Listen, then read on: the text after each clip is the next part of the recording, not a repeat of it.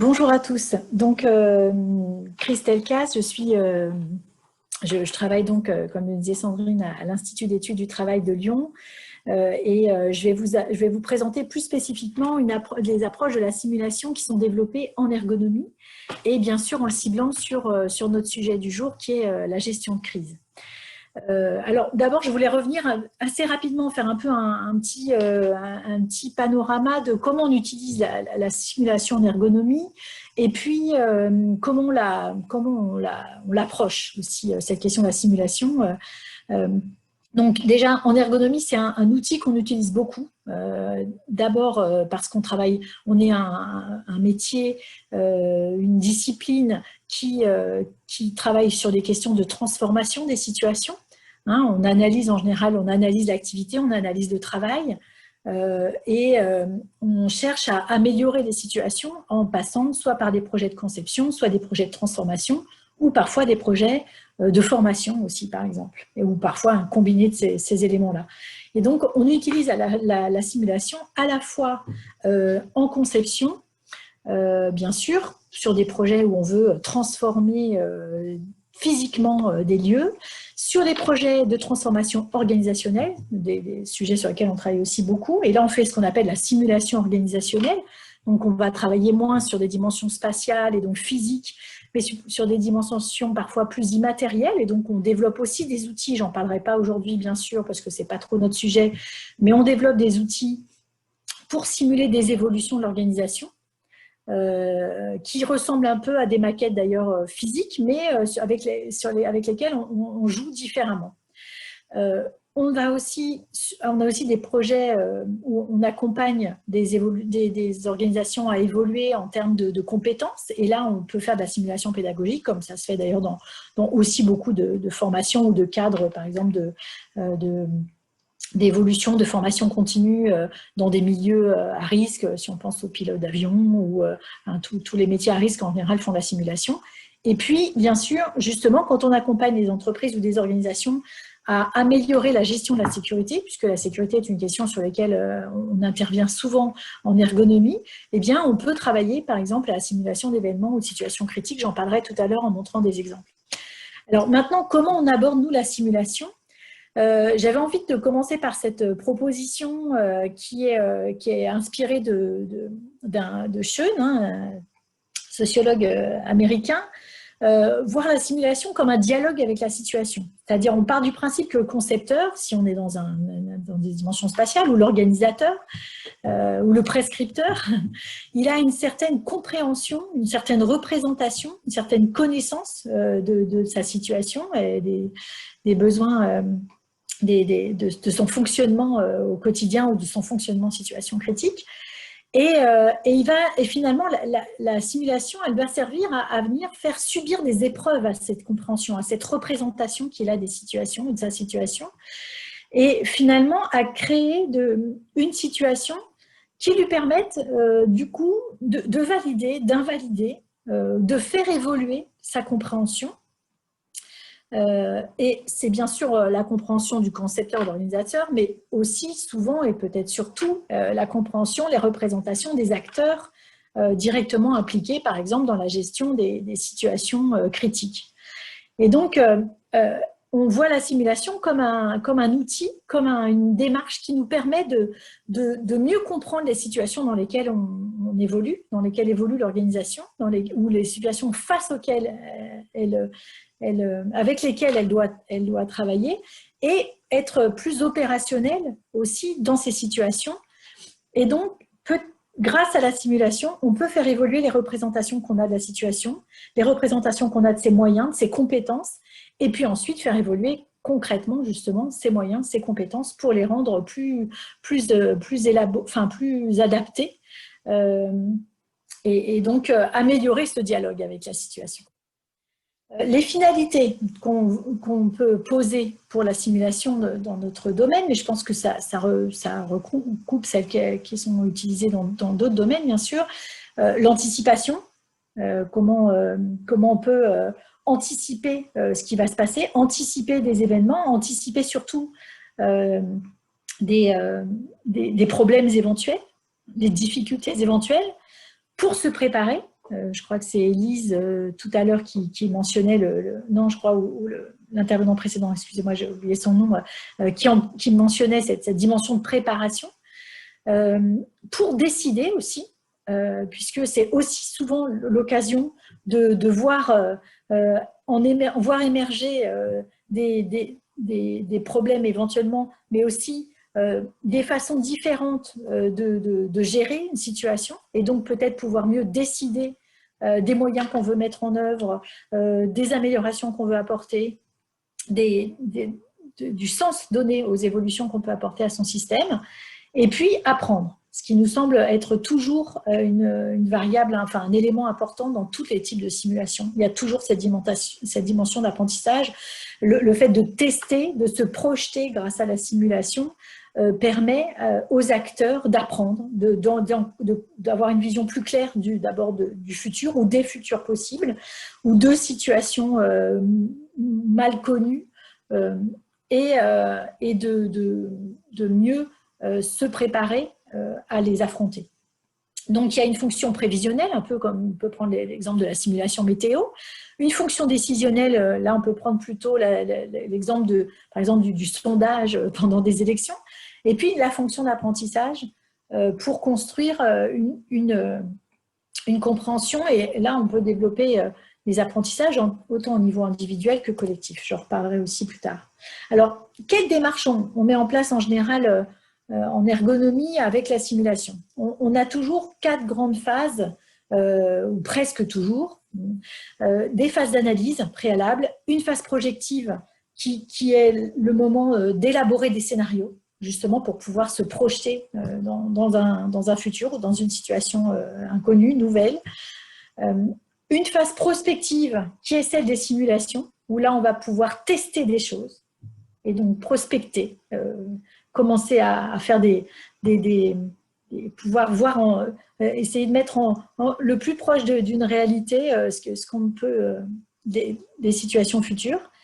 Et puis une phase de retour d'expérience qui est le moment où on va peut-être formaliser les apprentissages, parce que les apprentissages ils peuvent se passer déjà dans les phases de simulation par exemple et même avant, mais là on peut les formaliser grâce au retour d'expérience. Alors, dans les phases d'analyse préalable, qu'est-ce qu'on met? On met l'analyse de l'activité dans le contexte existant. Parfois, ça peut être dans des situations de référence, si le contexte existant ne permet pas de bien comprendre ou de bien mesurer, de bien approcher les caractéristiques des situations qu'on a besoin de comprendre pour pouvoir faire la simulation. Mais en tout cas, il y a toujours une dimension d'analyser le contexte existant, enfin d'analyser l'activité dans un contexte existant, notamment comprendre et bien définir les acteurs. Monsieur Siri en parlait à l'instant. Analyser le cadre, bien connaître et prendre la mesure des réglementations, des procédures et de l'organisation existantes pour cadrer l'activité. Et puis, analyser plus concrètement l'activité quotidienne en intégrant la gestion des situations critiques ou des événements. J'ai appelé ça situation critique pour un peu englober, mais c'est un terme peut-être un peu faible, des événements, voire des crises, s'il y en a déjà eu. Mais en tout cas, on va commencer à se préparer à la simulation en ayant une bonne connaissance du cadre existant et de l'activité dans le fonctionnement concret. Et on ne peut pas, j'avais envie de poser cet élément qui me semble important, c'est qu'on ne peut pas faire de simulation, à mon sens, sans avoir d'abord une bonne compréhension de l'activité. Alors parfois, quand on est un acteur du domaine, on connaît déjà bien l'activité, et c'est pour ça qu'on peut aussi, les exercices sécurité, par exemple, sont construits par les acteurs des situations sans avoir forcément besoin de faire des réelles analyses préalables, parce qu'ils connaissent déjà bien leur domaine. Mais quand on est un acteur qui accompagne ou qui va formaliser des processus, des dispositifs de simulation, comme nous, en tant qu'ergonomes, on a besoin d'abord de bien comprendre l'activité et le cadre dans lequel il se déroule.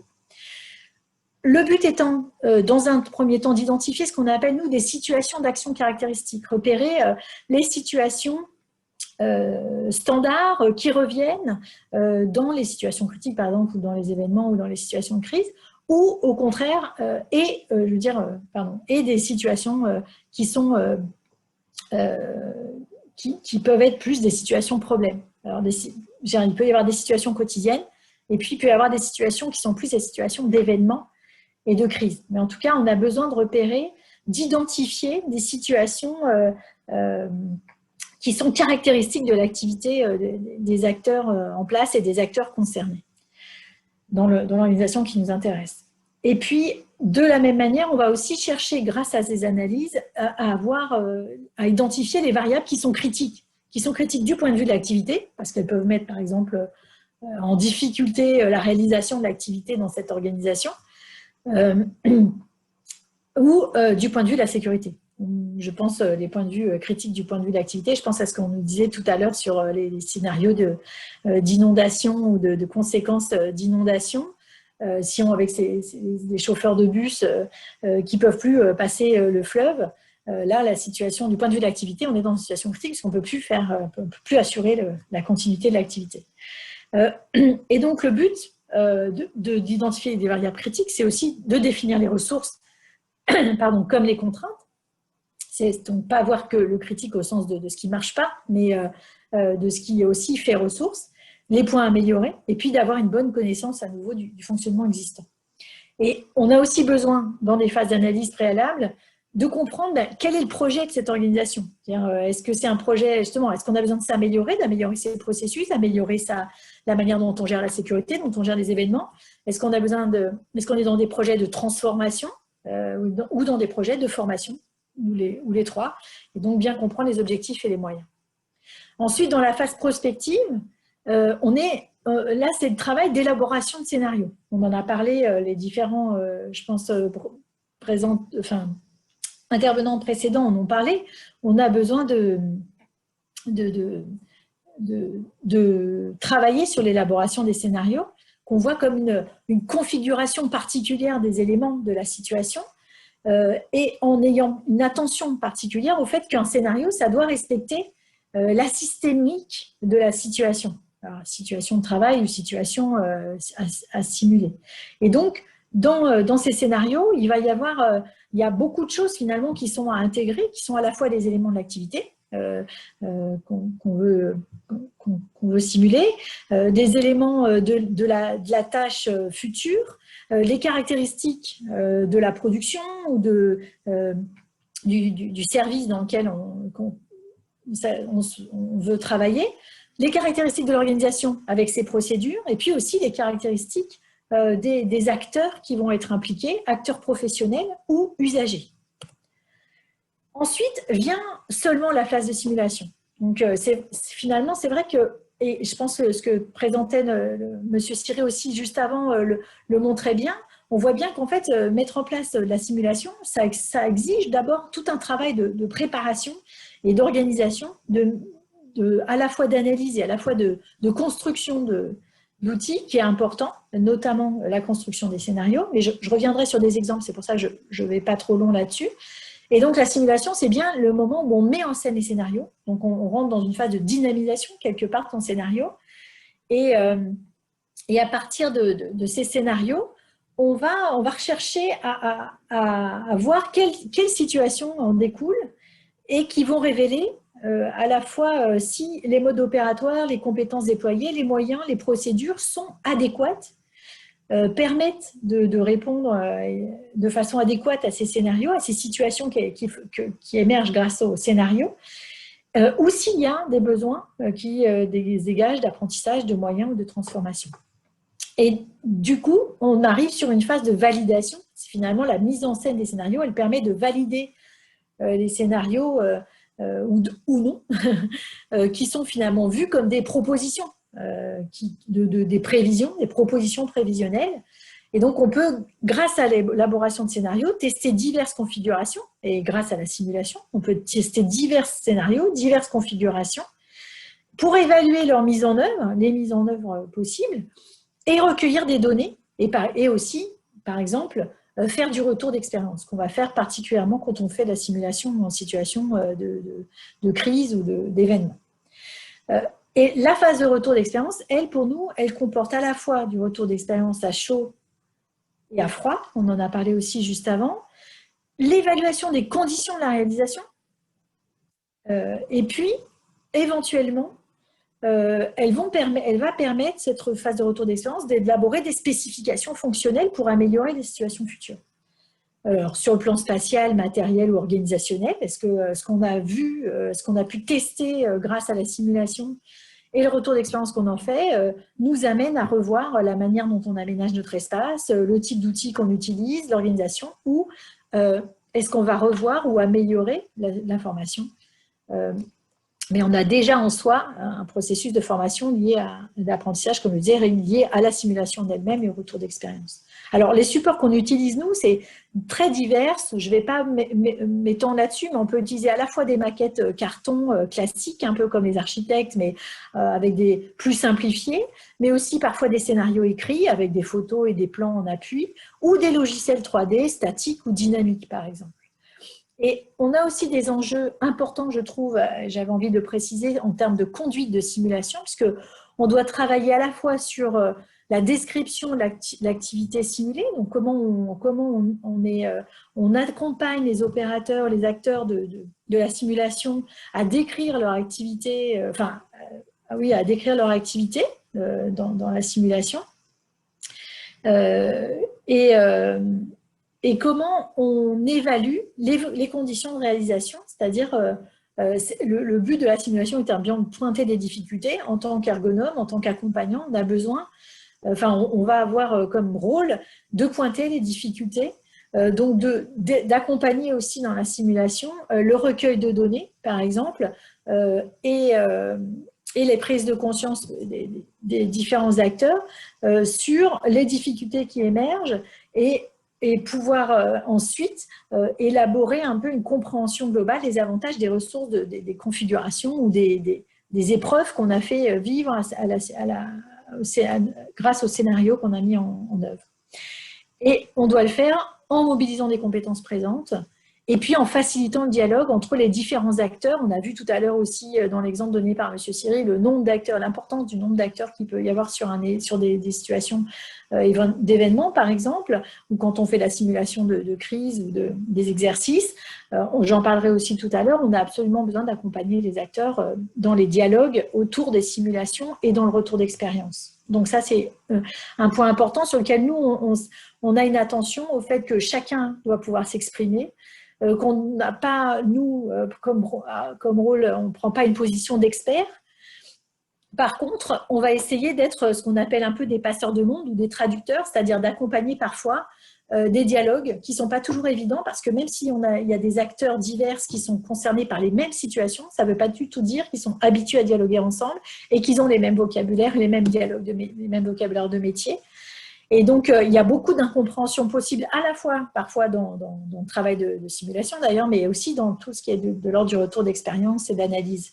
Donc, c'est important pour nous d'accompagner et d'être acteurs là-dedans. Donc maintenant, je voulais aborder un exemple de dispositif de simulation que j'ai pu mettre en œuvre dans ma thèse, qui était et je vais aborder deux situations, toutes les deux issues de mon travail de thèse, donc thèse que j'ai faite à Grenoble avec le laboratoire PACT et dirigée par Sandrine Caroli. Cette thèse, elle nous a permis de travailler des questions de simulation sur deux niveaux, et je pense que j'aurais surtout besoin de développer le premier, peut-être que j'aborderai juste rapidement le deuxième, mais je pense que les deux étaient intéressants.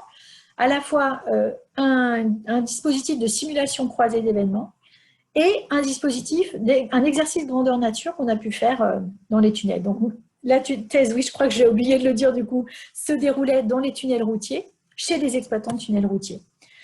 Le contexte, c'est qu'en fait, suite à l'accident du Mont Blanc et à d'autres accidents graves qui sont survenus en Europe au début des années 2000, le CETU, Centre d'études des tunnels, qui est le commanditaire de cette thèse, a une action très proactive pour essayer d'accompagner les exploitants de tunnels à améliorer leur dispositif de sécurité et en particulier leur dispositif de retour d'expérience. Il y a eu plusieurs recherches, il y a eu des recherches notamment sur le comportement des usagers, mieux comprendre les usagers, puisqu'on s'est rendu compte dans la suite au Mont Blanc que c'était un des points noirs de cet accident, c'était le fait qu'en fait on avait finalement une connaissance assez erronée du comportement des usagers dans les tunnels. Et puis, des travaux autour du retour d'expérience. Et ma thèse est portée vraiment spécifiquement sur ces questions-là, centrée sur le retour d'expérience des exploitants. Donc, pas forcément côté usager, mais plutôt vraiment du côté d'exploitation. Et la thèse se déroulait, donc c'est faite en partenariat avec une entreprise d'exploitation qui est très expérimentée, dans un secteur urbain à haut trafic, j'en envoie une photo plus haut, donc une organisation à haut risque parce que tout incident dans les tunnels peut générer des situations problématiques, voire très problématiques, voire du danger réel pour des automobilistes et conducteurs, parce qu'il y a beaucoup de trafic. Et on est bien sûr dans un environnement dynamique par définition. Alors, pour vous présenter très rapidement la sécurité dans les tunnels, là on voit un tunnel éventré, pour montrer qu'il y a beaucoup de dispositifs techniques dans les tunnels qu'on n'imagine pas toujours, à la fois des dispositifs d'aération, des dispositifs, mais aussi des dispositifs de signalétique, par exemple, pour aider quand même justement les usagers en cas de problème, des dispositifs de ventilation, et puis tout un dispositif d'accompagnement, de suivi de ce qui se passe dans le tunnel, notamment dans ces grands tunnels-là, ce n'est pas le cas dans tous, mais dans ceux qui sont notamment en milieu urbain, de suivi des incidents grâce à des détections automatiques d'incidents, grâce à de la vidéo, et donc tout un dispositif de supervision. Avec donc comme acteurs des superviseurs qui font la gestion du trafic et la supervision, des patrouilleurs qui sont sur la route, que vous connaissez bien, un peu comme sur toutes les autoroutes, qui font l'intervention et qui viennent gérer et qui viennent intervenir quand il y a des événements en urgence, et puis des techniciens de maintenance qui font aussi la maintenance préventive et curative.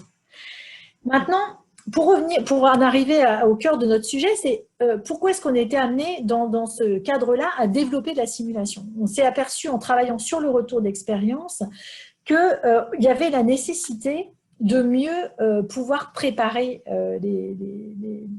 les acteurs et de pouvoir mieux travailler sur des apprentissages, à mieux développer le partage d'expérience. On a compris que dans le retour d'expérience, on n'avait pas toujours les moyens de faire un vrai partage d'expérience qui permette à chacun d'apprendre des situations qui étaient gérées. Même si le retour d'expérience était déjà élaboré, on faisait déjà bien sûr des analyses d'événements, on était toujours centré sur le même type d'événements, les événements les plus graves, et on avait besoin du coup de développer des outils complémentaires du retour d'expérience classique qui travaillaient sur les événements pour mieux travailler sur des situations intermédiaires et surtout pour pouvoir travailler sur des situations plus diverses et qui étaient critiques du point de vue des agents. Donc, notre objectif en développant ce dispositif de simulation croisée, c'était de se détacher de l'événement à chaud, donc de ne pas être juste dans le retour d'expérience lié à un événement précis,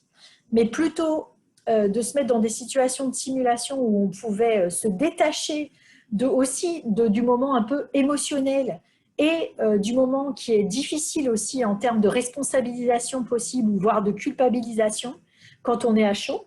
Et donc, pourquoi on avait besoin aussi d'un dispositif complémentaire du retour d'expérience classique, c'était qu'on se rendait compte que en période de dans le retour d'expérience, on est quand même dans un moment du point de vue des équipes, comme du point de vue de la hiérarchie d'ailleurs, qui est tendu du point de vue de la peur d'être responsable, de la peur d'être accusé, même si on fait un retour d'expérience relativement serein.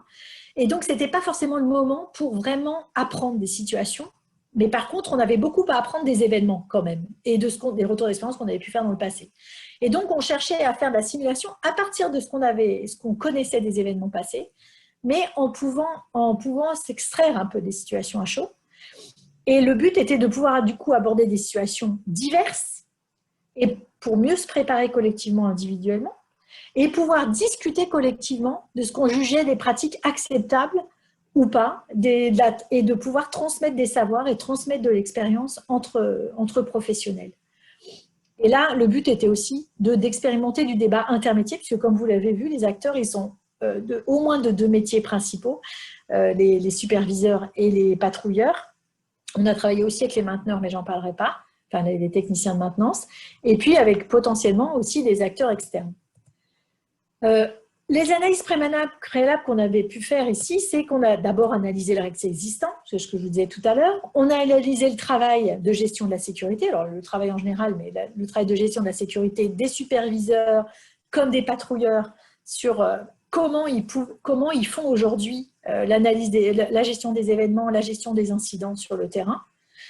Et puis, avec la volonté de comprendre un peu comment ils travaillaient collectivement et comment ils partageaient l'expérience. Et puis, on a fait une analyse spécifique qui était ce qu'on a appelé l'analyse des situations critiques avec un outil bien connu qui s'appelle la technique des incidents critiques qui permet de faire des entretiens avec différents acteurs pour comprendre, pour qu'ils permettent de collecter, ça permet de collecter des situations critiques sur lesquelles ils ont travaillé parce qu'on faisait l'hypothèse que ce qui était critique du point de vue des exploitants, du point de vue des acteurs de l'exploitation, c'était différent de ce qui était critique, jugé critique dans la réglementation des tunnels et ce qui était travaillé dans le REX existant, le REX formel, le REX de la procédure de retour d'expérience de l'entreprise qui travaillait surtout sur des événements importants type incendie, accident mortel, accident grave. Et ce qu'on pressentait en ayant fait beaucoup d'analyses sur le terrain, c'était que il y avait des situations critiques en dehors de ces gros événements et qui pourtant pouvaient être tout aussi critiques pour les acteurs de terrain. Et c'est là-dessus qu'on a aussi souhaité travailler cette question de la simulation croisée. Alors, comment on a organisé ces sessions de simulation croisée? D'abord, on voulait utiliser la simulation d'événements pour ce qu'on peut appeler en ergonomie, convoquer l'activité, en tout cas mettre les opérateurs en situation d'événements pour se mettre en jeu et pouvoir discuter ensemble. Ensuite, on avait confié l'animation à des chefs d'équipe, l'animation de ces sessions de simulation croisée. On a organisé le relais avec l'encadrement supérieur pour que les cadres d'exploitation soient impliqués et viennent notamment en fin de travail de simulation pour discuter de ce qui avait émergé comme difficulté et peut-être comme besoin, nécessité de transformation au niveau de l'organisation comme au niveau des procédures pour qu'ils soient acteurs eux aussi et puissent prendre le relais s'il y avait des décisions à prendre en termes organisationnels. Et puis, nous, on a eu comme travail aussi avec l'entreprise, mais c'est nous principalement, de créer des outils pour faire support et guider la simulation et faciliter la discussion, puisque le but était d'ouvrir des débats ensuite sur les résultats de ces simulations. Alors, comment on a construit? On a travaillé sur, je vous donne surtout un exemple, on en a fait plusieurs, mais on a construit des scénarios, et là, par exemple, on a travaillé sur 2 scénarios en parallèle. Sur une seule session, on a travaillé sur 2 scénarios. Un scénario d'incendie qui est classique, c'est suite droite, qui est un incendie en tunnel, qui est un événement marquant et qui est un événement qui est pris en compte dans le REX de tunnel parce que c'est un événement très grave et sur lequel on veut toujours faire du retour d'expérience. Et puis, on avait choisi une autre situation, celle de gauche, qui n'est pas considérée dans le REX des tunnels comme un incident important. C'est un incident important, mais qui n'est pas considéré comme devant faire l'objet systématiquement d'un REX, parce que ce n'est pas en tunnel, mais c'est un début d'incendie, et là qui se passait en bordure, vous voyez, de voies roulantes, mais aussi en bordure de territoire, c'est-à-dire l'exploitant de tunnel, il a juste un territoire, notamment sur cet ouvrage urbain, il a un morceau de territoire, et puis à côté, il y a un autre exploitant qui gère d'autres parties du périphérique, puisque c'est un périphérique. Et donc là, c'était aussi un incendie qui survenait en bordure de territoire. C'est important pour l'histoire, c'est pour ça que je vous le précise. Et comment on avait choisi nos scénarios? Eh bien, on avait pris comme décision de choisir des scénarios, des situations qui étaient d'abord des événements qui avaient déjà eu lieu sur le périphérique, parce que c'est un périphérique, mais de les anonymiser. On les avait choisis parce qu'ils avaient un caractère générique, c'est-à-dire ils étaient très représentatifs, ils pouvaient être représentatifs de situations classiques, mais en même temps, on voulait une variété de contextes. Donc, vous voyez, là, il y en a un qui est en tunnel, l'autre qui n'est pas du tout en tunnel, et on cherchait des situations quand même singulières qui amenaient des questions particulières à traiter pour les opérateurs et les opératrices, puisque le but, c'était bien qu'ils se mettent en situation, dans des situations d'abord variées, et puis qui leur posent des questions, qui les amènent à discuter de leurs pratiques et de leurs décisions. comment on avait organisé les scénarios, ces 6 sessions concrètement, à partir de ces 2 scénarios, on avait donc un animateur de session qui était un chef d'équipe qui connaît très bien le terrain et qui connaît très bien l'exploitation et les équipes et qui a des relations très bonnes avec les équipes. Il y avait 3 simulations parallèles. Christelle, encore 5 minutes maximum. Ouais. Merci. Il y avait 3 simulations en parallèle et donc 3 équipes qui simulaient les mêmes scénarios. Les équipes étant plurimétiers, c'est pour ça qu'il y a des acteurs, des dessins bleus et des dessins jaunes, il y avait et à la fois des superviseurs et à la fois des patrouilleurs. On avait mixé les équipes par rapport aux équipes existantes, puisqu'il y a des équipes existantes pour que les gens ne travaillent pas forcément avec les gens avec lesquels ils ont l'habitude de travailler, pour qu'ils aient plus de facilité à s'exprimer sur les situations, enfin, qu'ils soient un peu plus obligés de formaliser des choses, de verbaliser des choses. Et puis, donc les 3 équipes faisaient des simulations de façon parallèle. Et ensuite, bien sûr, on échangeait, on avait un débriefing sur comment chacun avait développé ses stratégies et fait la simulation. Et on a fait 3 sessions comme celle-là. Donc, en fait, en tout, il y a eu 9 équipes qui ont fait des simulations. On utilisait comme support des photos. On avait donné tous les éléments factuels pour se mettre en situation. Et on avait aussi développé, construit un support de recueil d'informations. Donc ça, c'était, je vous mets juste des images, c'est les supports qu'on avait construits. On posait des questions, listait l'ensemble des actions que vous avez faites à partir de la diapositive et puis du plan de situation qu'on leur avait donné. Et côté terrain, on avait posé des questions aussi de la même manière aux patrouilleurs. Les résultats qui étaient intéressants, c'est que par exemple sur cette situation de scénario dont je vous parlais, qui n'était pas jugé comme un événement déterminant, mais comme une situation critique, elle a amené à discuter sur des stratégies. Il y a eu 2 stratégies principales qui ont émergé, assez différentes, qui étaient soit on ferme tout, parce qu'il y a quand même danger, parce qu'il y a un incendie, soit on ne ferme pas toutes les bretelles parce qu'on se dit que c'est la nuit. Vous voyez, ça se passe en situation de nuit, il n'y a pas beaucoup de trafic et on est en bordure du territoire. Donc les bretelles qu'il faudrait fermer, ce n'est même pas les nôtres, c'est celles du voisin. Donc on ne ferme pas. Et on a eu une grosse discussion collective sur cette situation particulière. Est-ce qu'il faut vraiment fermer toutes les bretelles et mettre tout en sécurité alors qu'on a une situation qui n'est pas encore complètement critique ou pas? Et on a vu aboutir à l'issue de ces discussions à l'élaboration de règles. Je passe pour aborder plutôt les aspects de conclusion. Et donc, ce qui a pu permettre d'aborder la simulation croisée, c'est d'élaborer des règles ensemble. Et donc, on a vu que ça nous a vraiment permis de tirer parti des événements passés, puisqu'on s'est basé sur des événements qui étaient passés, mais en dépassant les contraintes de l'analyse à chaud, puisque les acteurs se sont prêtés à la simulation tous de la même manière, qu'on a pu les confronter à différentes situations, puisqu'on vous avez vu qu'on a 2 scénarios différents où bien sûr il s'est discuté des règles différentes. On a mis là en lumière pour chacun qui avait vraiment une diversité d'analyse et de critères de décision.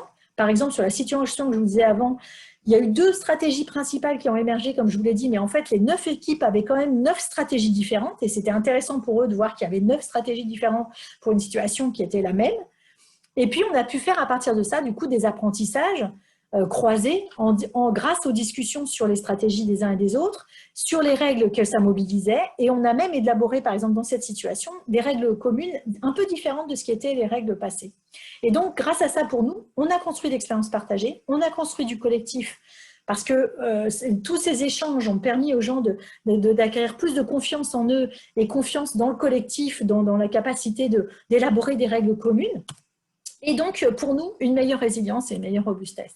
Et je vais juste aborder, en conclusion, l'autre partie que je vous ai, cet autre travail qu'on a pu faire avec les exploitants, c'est qu'on a aussi eu l'occasion de faire un exercice sécurité en grandeur nature, où le but a été, simplement, je m'arrête sur cette slide-là, de tester le bon fonctionnement de procédures, de nouvelles procédures d'auto-évacuation qui étaient en place. Je le dis aussi parce que ça fait le lien avec des interventions précédentes.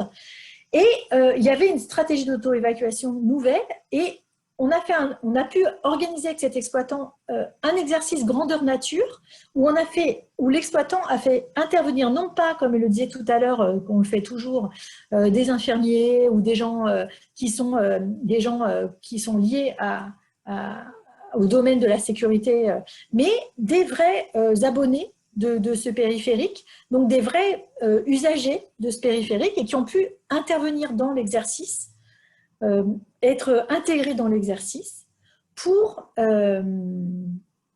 pour être ceux qui étaient les acteurs de l'exercice. Et ça a permis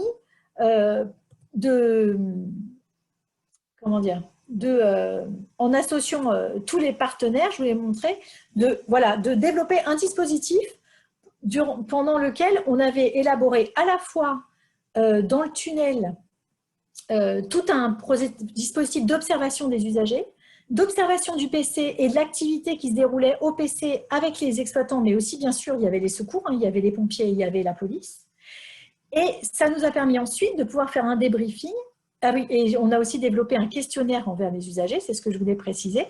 Et on a, du coup, ensuite pu faire un débriefing et une analyse qui a permis aux exploitants de repérer leurs faiblesses sur ces stratégies d'auto-évacuation, comment ils pouvaient mieux accompagner les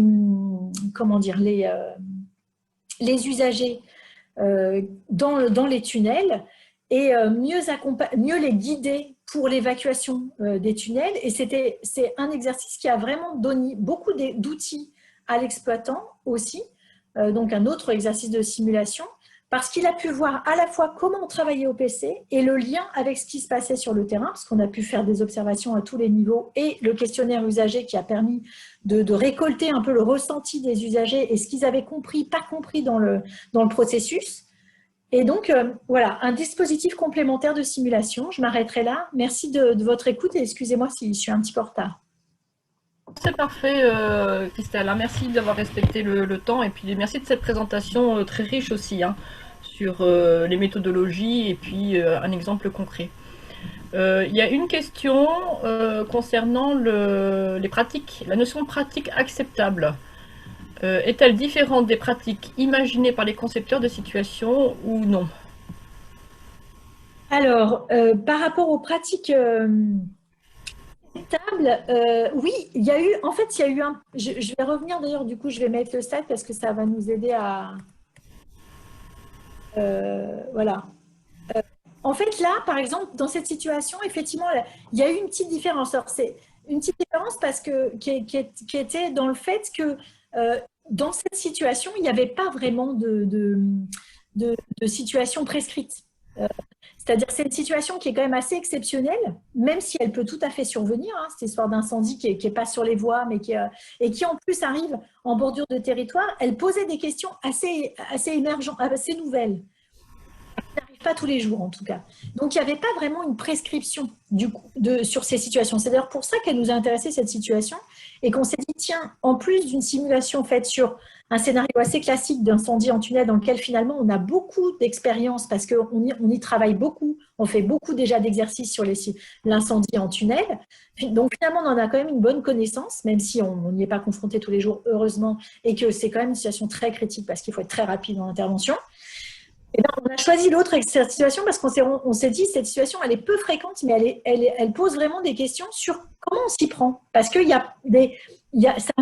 ça mettait vraiment en question les compétences des opérateurs sur qu'est-ce qu'on fait quand on est en bordure de territoire, qu'est-ce qu'on fait quand on est un incendie qui est pas vraiment celui qui est critique, mais qui est quand même problématique.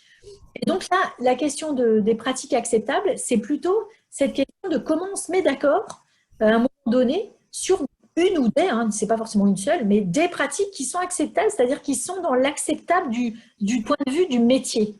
Et là, par exemple, c'est vraiment la sécurité qui a permis de baliser les choses, c'est-à-dire de dire ce qui est acceptable en termes de sécurité pour nous, c'est d'assurer la sécurité avant tout parce que c'est ça notre métier. Et donc, par exemple, dans cette situation, ils se sont finalement mis d'accord en disant on devrait fermer toutes les bretelles, même si elles ne sont pas chez nous. Voilà. Très bien. Merci de ce complément. La simulation, de ton point de vue, est-ce qu'elle aide les acteurs à mieux se connaître les uns les autres? Oui, clairement. C'est un des résultats intéressants et importants, c'est que toutes ces discussions qui émergent, d'abord, ça permet de voir comment les autres travaillent quand même, hein. Comment je travaille, comment j'ai raisonné, même si c'est pas un travail en vrai, hein, c'est à travers la situation, mais comment ensemble, déjà, on était en équipe, donc comment dans notre petite équipe, on s'est mis d'accord sur une stratégie. Donc déjà, ça permet que les gens d'équipe là se mettent d'accord, donc se connaissent mieux. Parce qu'on avait choisi justement, j'avais dit précisément des équipes qui se connaissaient déjà un peu moins, qui ne travaillaient pas ensemble tous les jours. En comparaison dans les stratégies, et aussi, je ne l'ai pas dit, mais un truc essentiel de l'animation, c'est bien sûr que l'animateur, il a un comportement de non-jugement. Le but n'était pas de dire vous, vous faites bien, vous, vous faites mal, parce que alors là, on a tout faux. C'est un peu comme un retour d'expérience.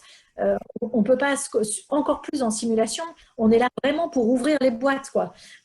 Et peut-être montrer un peu des choses qui sont pas très claires, des connaissances qui ne sont pas encore complètement euh, sûres, complètement structurées, notamment chez les nouveaux, par exemple, et donc peut-être des erreurs aussi. Donc l'animateur, il a un rôle super important à cet endroit-là pour que chacun puisse entendre les différentes stratégies, puisse respecter la façon dont chacun s'y est pris, même si peut-être il y en a qui étaient un peu à côté des règles, par exemple, ça a pu arriver aussi, mais en mettant plutôt en valeur le fait que, ben voilà, on voit ensemble les endroits où c'est difficile, les endroits où certains sont peut-être encore un peu flous et auraient besoin de l'appui des autres. Et du coup, effectivement, moi, je trouve que c'est très fort pour le collectif parce que ça ouvre un peu les équipes, ça aère un peu, je dirais aussi, les équipes. Ça permet de voir que peut-être on n'est pas toujours dans les clous. Certains ont pu peut-être se mettre face au fait qu'ils étaient peut-être pas toujours dans les clous. D'autres, au contraire, ils pouvaient soutenir ceux qui avaient peut-être plus de difficultés. Donc, de ce point de vue-là, pour moi, effectivement, c'est très fort en termes collectifs. D'accord. Donc, d'une certaine manière, la simulation accompagne des débats, des dialogues, hein, Ouais, enrichit un peu consolide, disons, les équipes, hein, et l'inter-équipe, hein, euh, et apparaît comme finalement un outil aussi peut-être de participation, hein, pour pouvoir transformer le travail. Moi, j'avais une question sur cette question de la transformation. Finalement, ces simulations, elles aboutissent à quoi en termes de transformation? alors, là, dans ce contexte-là, euh, où là, il y avait l'enjeu de surtout travailler à améliorer le partage d'expériences et l'apprentissage collectif. Finalement, là, c'était ça la transformation qu'on voulait accompagner. C'était que ce dispositif, il puisse perdurer, il puisse être un dispositif qui reste un dispositif complémentaire du retour d'expérience. Comme je l'ai dit, parce que le retour d'expérience est très intéressant et important, mais il a aussi ses limites en termes, parce que c'est l'événement chaud, parce qu'il est surtout centré sur des événements importants. Et que ce dispositif-là, lui, il permettait au contraire de faire comme une forme de retour d'expérience du quotidien. C'est-à-dire, à la fois, on s'intéressait à l'événement, mais on allait améliorer les pratiques en ouvrant des discussions sur les pratiques. Et donc, c'est en fait ça, la transformation, c'était d'amener un nouveau dispositif qui permette de discuter des pratiques. Et l'exercice, par contre, c'est assez différent comme contexte. Bien sûr, l'exercice en grandeur nature, lui, il a permis de valider la nouvelle procédure d'auto-évacuation qui avait été élaborée juste avant, mais en mettant en valeur ce qui ne marchait pas. Donc, du coup, il a fallu faire évoluer cette procédure d'auto-évacuation, notamment en termes de guidage des usagers. On s'est rendu compte que les exploitants n'étaient pas assez expérimentés et pas assez clairs sur la façon dont ils guidaient les usagers dans la circulation dans les tunnels, dans les intertunnels qui sont voilà, le cheminement qui se fait par les intertunnels pour passer dans le tunnel d'à côté. On s'est rendu compte que les vocabulaires qu'ils utilisaient, qui étaient parfois un peu trop techniques, ou les personnes n'utilisaient pas toujours le même vocabulaire, donc ça avait embrouillé les usagers. On s'est rendu compte que là-dessus, il fallait clarifier, il fallait aider à avoir des meilleures de formaliser et de guider. Donc, on a créé des procédures pour mieux guider, des aides sur le guidage. Et puis, on a fait améliorer aussi la signalétique. C'est-à-dire, on avait mis en place une signalétique pour aider à l'auto-évacuation et on s'est rendu compte qu'elle avait des faiblesses. Par exemple, les panneaux de rassemblement, les gens ne comprenaient pas, voilà, des choses comme ça. Donc, les transformations, elles ont eu lieu à cet endroit-là. Sur la procédure en elle-même, sur l'accompagnement des exploitants en termes de procédure d'aide au guidage et puis sur le dispositif signalétique. Ouais. Et puis l'organisation du REX aussi en interne, quoi. Oui, bien sûr. Oui, Ok. c'est